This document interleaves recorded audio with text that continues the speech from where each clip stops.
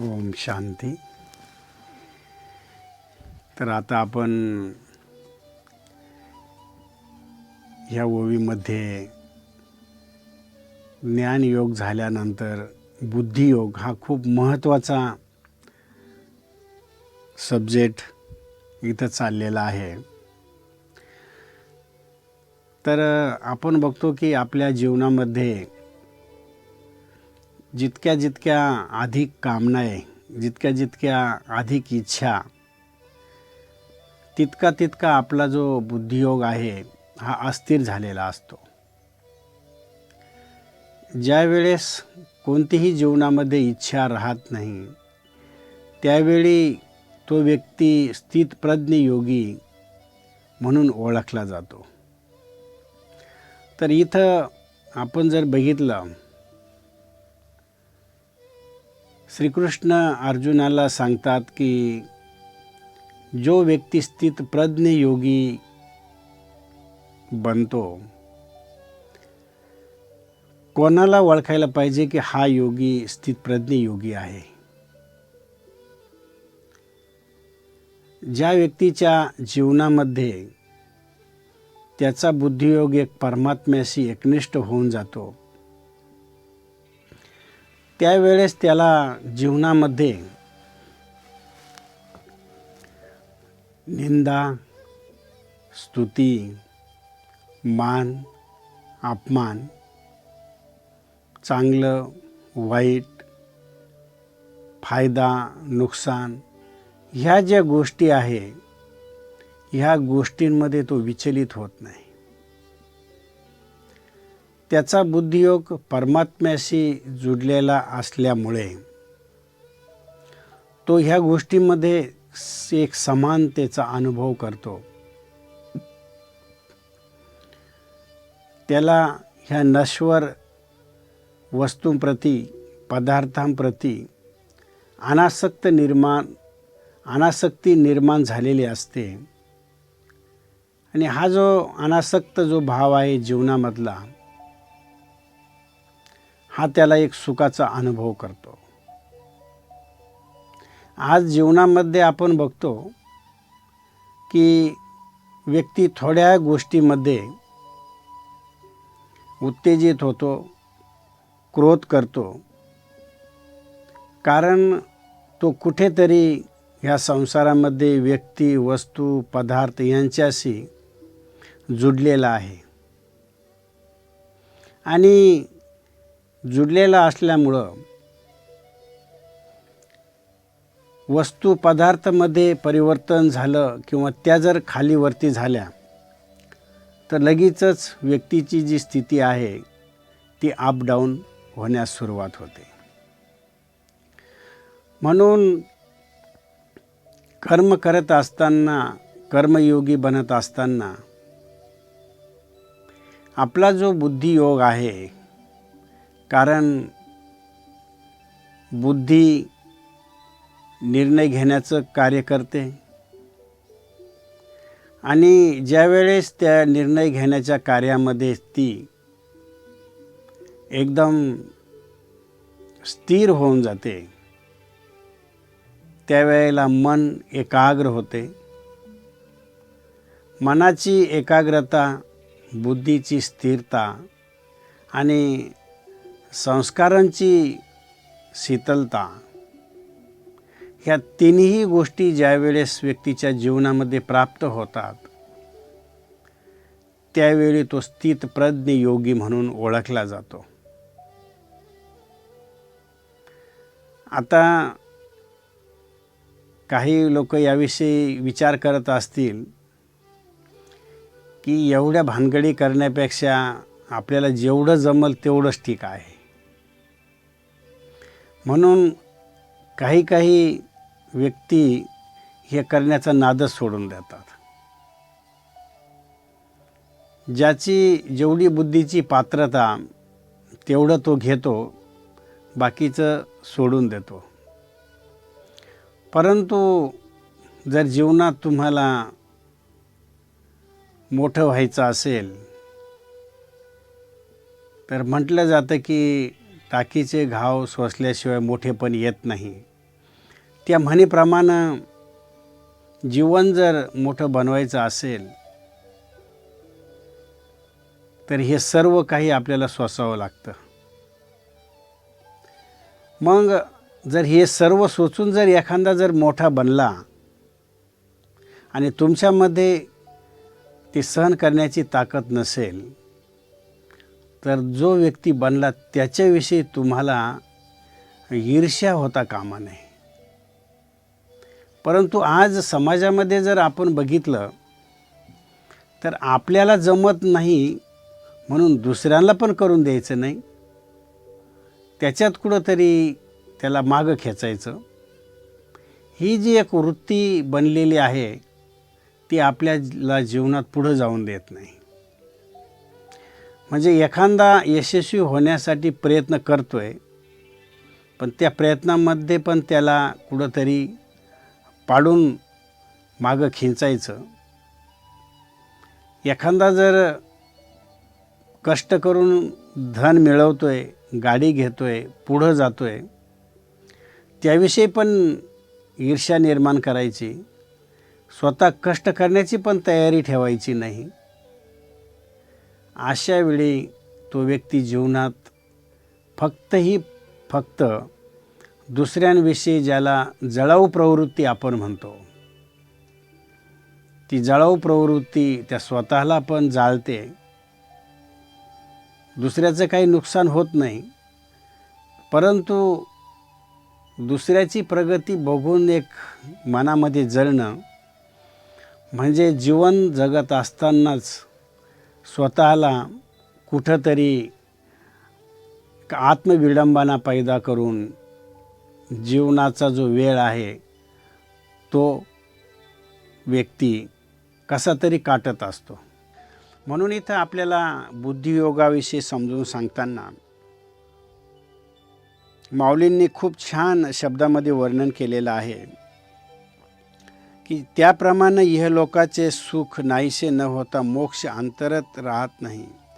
ज्या बुद्धियोगात पूर्वी केलेले धर्मानुष्ठान पुढे खंड पडला तरी नष्ट होत नाही.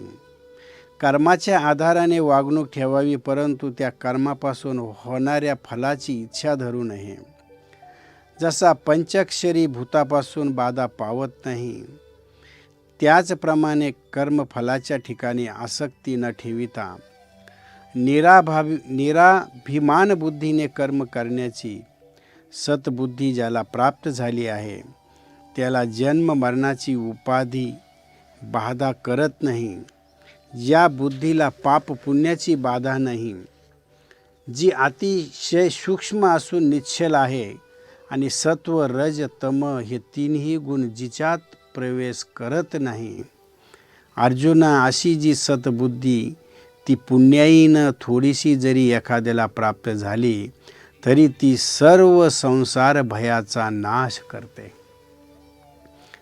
खूप सुंदर ओवीमध्ये 37वी ओवी आहे, माऊलींनी वर्णन केलेलं आहे की व्यक्तीला पाप आणि पुण्य यामधील भेद कळल्यानंतर जर तो पाप करत राहिला तर पापाची ज्या वेळेला चरमसीमा होते त्यावेळेला व्यक्तीच्या मनामध्ये भय उत्पन्न होतं आणि ज्या वेळेला भीती उत्पन्न होते त्यावेळेस भीती अनेक प्रकारची आहे आणि भीती त्या व्यक्तीला निर्माण होते की जे काही मी प्राप्त केलेलं आहे ते जर चाललं गेलं तर. मरणाची भीती, आजाराची भीती, संबंधियांच्या शरीर सोडण्याची भीती, ॲक्सिडेंटची भीती. भीतीचे खूप प्रकार आहेत. प्रत्येकाला कोणत्या ना कोणत्या प्रकारची भीती आहे. जीवन जगतोय परंतु मनामध्ये भीती आहे आणि त्या भीतीपोटी तो जीवन जगतोय, म्हणजे त्याच्या जीवनामध्ये निर्भयता नाही आहे. एक स्थितप्रज्ञ योगी हा जीवनामध्ये कोणत्याही प्रकारची भीती न बाळगता तो जीवन जगत असतो. मग आपण आता विचार करायचा की जीवन तर आपण जगतोय, परंतु जीवन जगताना जर तुमच्यामध्ये कोणत्याही प्रकारची जर भीती आहे तर जीवनामध्ये तुम्ही संतुष्ट राहू शकत नाही. जीवनामध्ये जो संतुष्ट आहे त्याला जीवनाच्या प्रती कोणत्याही प्रकारची भीती राहत नाही. आणि जीवनामध्ये जर संतुष्टता नाही आणि जर भीती आहे तर जीवन जगून फायदा काय आहे? क्रोध आहे, एकमेकाविषयी द्वेष आहे, तर जीवनामध्ये प्रसन्नता नाही. कुठंतरी तुम्ही मधून जळताय आणि त्याचा परिणाम तुम्ही तुमच्या शरीराला कुठंतरी डॅमेज करताय. म्हणून स्थितप्रज्ञ योगी त्याला म्हटलं जातं की इथे एक सुंदर उदाहरणाद्वारे तुम्हाला अजून मी एक पटवून देतो की एकदा एक व्यक्ती, हिऱ्याचा व्यापारी, आपल्या दोस्तांबरोबर बसलेला होता. विशेष काहीतरी अशी त्यांची चर्चा चाललेली होती. तितक्यात त्याचा मॅनेजर येऊन त्या व्यापाऱ्याला सांगतो की एक अमूल्य हिरा आणि बहुमोल हिरा की जो खूप किमतीवान होता आणि तो कुठंतरी हरवला आहे.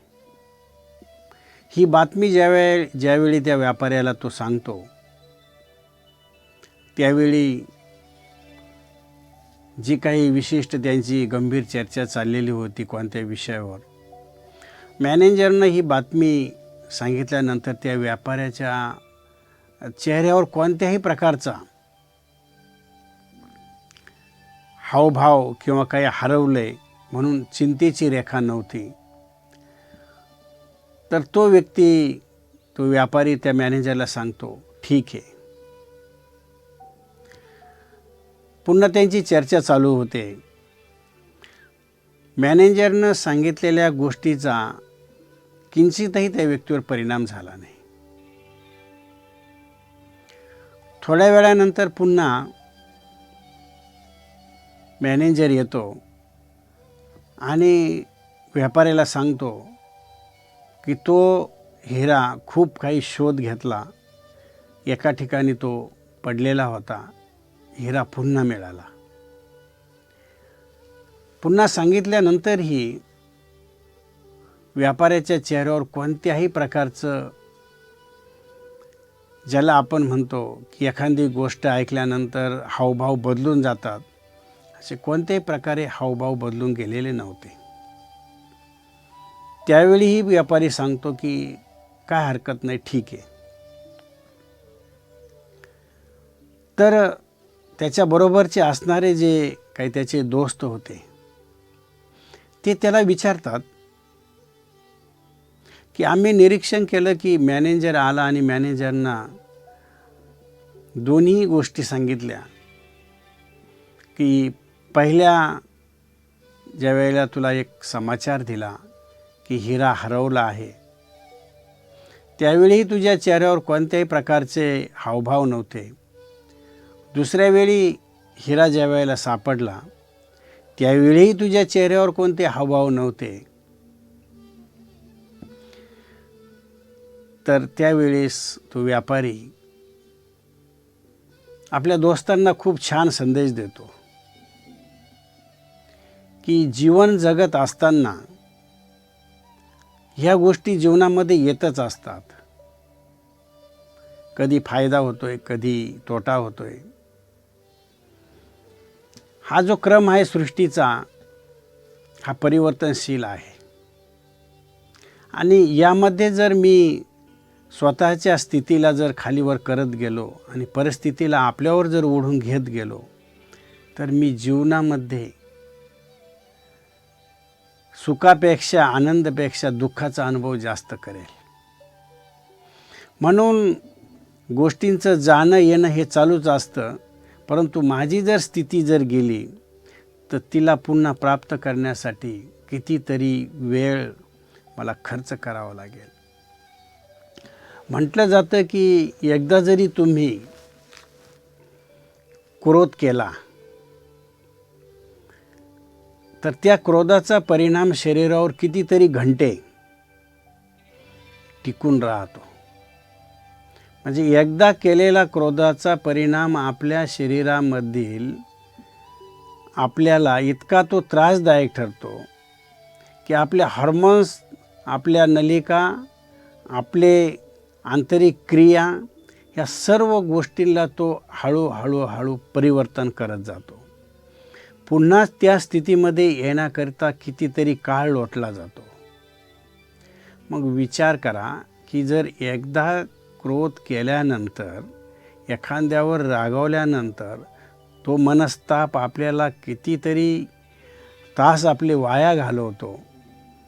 मग आपण समजदार बनून जर त्या गोष्टीला उत्तेजना देण्यापेक्षा, प्रोत्साहन देण्यापेक्षा जर आपण तिथंच जर थांबवलं, तर निश्चित हे जे काही आपलं जीवनामध्ये निगेटिव्ह, व्यर्थ हे जे नष्ट होते, त्यामध्ये आपण समर्थक बनवण्यामध्ये विजय प्राप्त करू शकतो.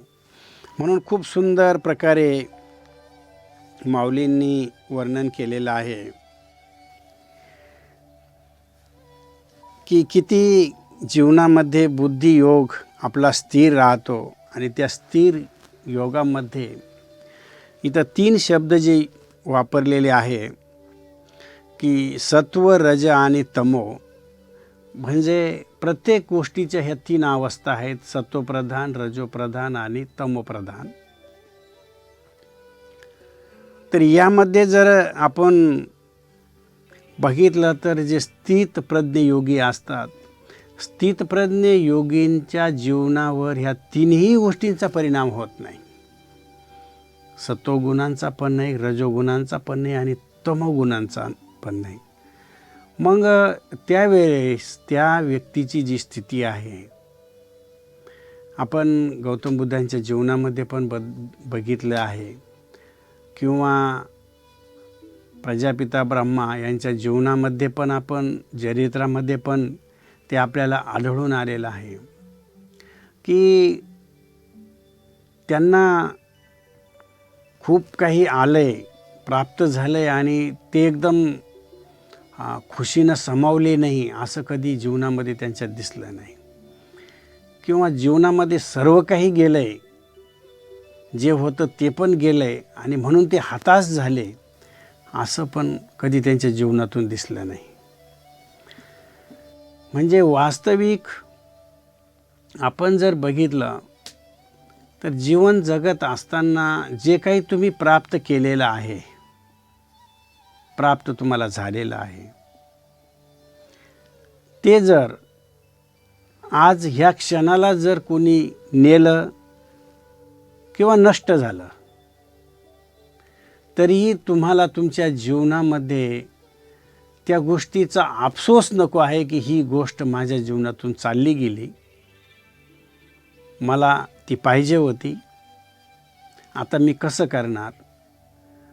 ज्यावेळेस तुम्ही त्यावेळेला ह्या गोष्टीमध्ये स्थिर राहता, त्या गोष्टीला स्थितप्रज्ञ योगी असं म्हटलं जातं.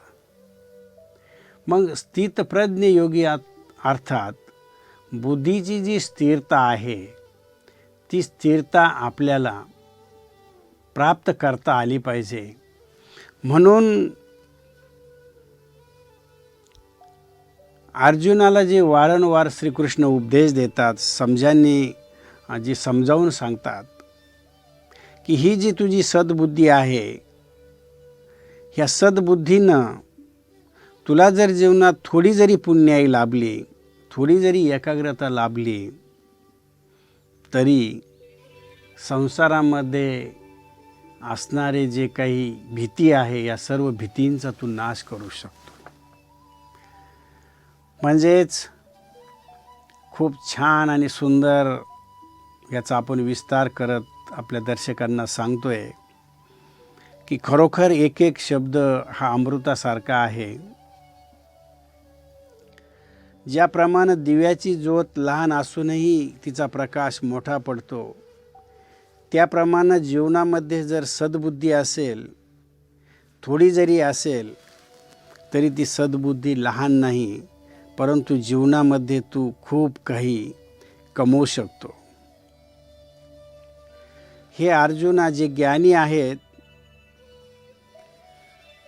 ते ज्ञानी लोकांना कोणत्याही प्रकारची इच्छा नसते, कारण त्यांच्याकडं त्यांची असणारी सद्बुद्धी हेच त्यांना सर्व काही असतं. ज्याप्रमाणे जो पारिस असतो, ज्याला आपण परिसाचं म्हणलं जातं, की त्याला दगडाला जर लावला तर तो पण पारिस लावल्यानंतर त्याचंही परिवर्तन होतं, तो पारिस बनून जातो. तर ते काही जिकडं पाहावं तिकडं मिळत नाही, हे दुर्मिळ असतात. आणि असं काही वास्तविक नाही आहे, कारण कोणी काही पारिस बघितला नाही आणि त्यानं दगडाला लावला आणि त्याचा पारिस झाला किंवा त्याचं सोनं झालं. ह्या उपमा याच्याकरता दिलेल्या आहे की सद्बुद्धीवाला व्यक्ती जीवनामध्ये कुठंतरी एक दुर्मिळ मिळतो, की जो निंदा, स्तुती, मान, अपमान ह्या परिस्थितीमध्ये स्थिर राहतो. म्हणून ह्या उपमा दिलेल्या आहेत की ह्या ज्या वास्तविकता आहेत, ह्या जीवनामध्ये जर आपण बघितल्या, परमेश्वराशी एकनिष्ठ राहणं, परमेश्वर प्राप्त झाल्यानंतर त्या दैवयोगाला टिकून ठेवणं, हे सर्वांच्याच आवेगामध्ये नसतं, सर्वच त्याला प्राप्त करू शकत नाही. तर जीवन जगत असताना परमेश्वराला आपल्या बुद्धीमध्ये ठेवणं किंवा आपली बुद्धी त्याच्यामध्ये स्थिर ठेवणं, हे ज्याला जमलं त्याला सत्सद विवेक बुद्धी असं म्हटलं जातं. कारण दुर्बुद्धीमध्येच विकार उत्पन्न होतात आणि अशा वेळेला ते दुर्बुद्धीमध्ये झालेले विकार, अविचारी लोक त्याच्यामध्ये रमतात, तेच त्याला सुख समजतात आणि वारंवार असे लोक पुन्हा नरक अवस्थेला प्राप्त होतात. ते आत्मसुखाचा कधीही जीवनामध्ये अनुभव करत नाही. म्हणून खूप छान ओवींमधून वर्णन केलेलं आहे की स्थितप्रज्ञ योगी कोणाला म्हटलं पाहिजे? ज्यावेळेस सत्सद विवेक बुद्धीचा आपण जीवनामध्ये वापर करतो, जिथं सद्बुद्धीचा वापर होत नाही तिथं व्यक्तीला दुर्बुद्धी सुचते, म्हणजे वाईट करण्याचं सुचतं. परंतु जीवनामध्ये सत्सद विवेक बुद्धी प्राप्त झाल्यानंतर तिला टिकून ठेवणं, त्याकरिता ईश्वराची मदत, ईश्वराचा संग, ईश्वराची शक्ती असणं खूप गरजेचं आहे. आणि ज्या वेळेला ती शक्ती आणि गुण जीवनामध्ये नसते, तर जसं प्रकाश नसला तर जीवनात अंधकार येतो, त्याचप्रमाणे सद्बुद्धी जर नसेल तर व्यक्तीच्या जीवनामध्ये दुर्गती होते, त्याला दुर्बुद्धी सुचते. आणि दुर्बुद्धी सुचल्यानंतर तो जीवनामध्ये नरकामध्ये जे काम करावं लागतं, अशा नरकाप्रमाणे तो काम करायला लागतो. तर जीवनामध्ये अशी दुर्दशा होणं म्हणजे जीवन त्यापेक्षा न जगलेलं चांगलं. म्हणून म्हटलं जातं की जीवन जगायचं तर फुलासारखं जगा. फूल थोड्या काळापुरतं खिलतं, उमलतं, दुसऱ्यांना हसवतं, ईश्वरावर त्याला अर्पण करतात. परंतु काटे जे असतात, काटे पण लोक बघतात, पण ते दुसऱ्यांना दुःख देतात, दुसऱ्यांना त्रास देतात. म्हणून लोक काटे रस्त्यात जर आले तर त्यांना साईडला टाकतात, साईडला टाकून शेवटी त्यांना जाळून टाकतात, त्याची राख होऊन जाते. मग जीवनामध्ये आपल्याला आपल्या जीवनाची राख करायची का आपलं जीवन फुलासारखं थोड्या काळापुरतं जरी असलं, ते ईश्वरासाठी अर्पण झालं तर ते धन्य धन्य होईल. जीवनाची सद्गती होईल आणि जीवन काही काळापुरतं असलं, थोड्या काळापुरतं जरी असलं, काही वर्षाकरता जरी असलं, परंतु ते जर धन्य झालं तर त्यापेक्षा जीवनामध्ये अजून काय पाहिजे. म्हणून आपण पुढं हे जे काही माऊलींनी सांगितलेले श्लोक आहे ते अजून संक्षिप्त रूपामध्ये बघणार आहोत. तुम्हाला पण खूप त्याविषयी कुतूहल वाटत असेल. तर आता तोपर्यंत आपण ओम शांती.